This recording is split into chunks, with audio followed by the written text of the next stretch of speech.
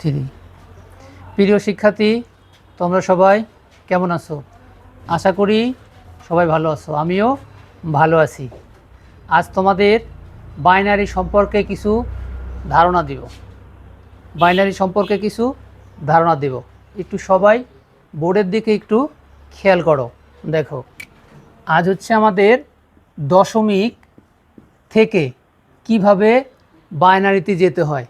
দেখো, একটু খেয়াল করো, দশমিক থেকে বাইনারিতে কিভাবে যেতে হয়। যে সংখ্যার বেস 10-এ থাকে, যে সংখ্যায় প্রকাশ করতে হয় ওই সংখ্যা দিয়ে এই দশমিক সংখ্যাটাকে ভাগ দিতে হয়।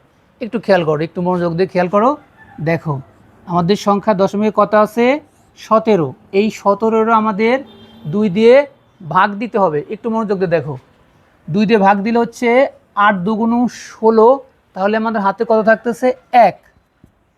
এরপরে দেখো, একটু মনোযোগ দিয়ে দেখো, 4 দুগুণ 8, তাহলে মিলে গেলে আমাদের 0 হয়। আবার একটু খেয়াল করে দেখো, 2 দুগুণ 4, মিলে গেলে 0 হয়। 2-2-এর ভিতর কতবার যায়? একবার যায়, মিলে গেলে 0 হয়। এই 2 দেখো, এখন লাস্টের ঘরটা, এই 2 1-এর ভিতরে কতবার যায় না বিদায় 0 মাইনাস এই পাশের 1 ডানাতে চলে আসবে।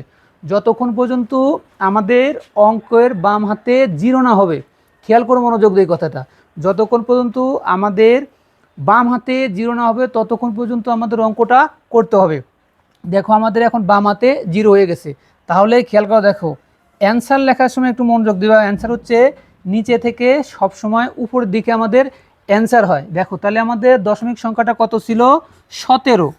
17-এর বেজ হচ্ছে 10, বাইনারি তাহলে আমাদের কত? 1 0 0 0 1।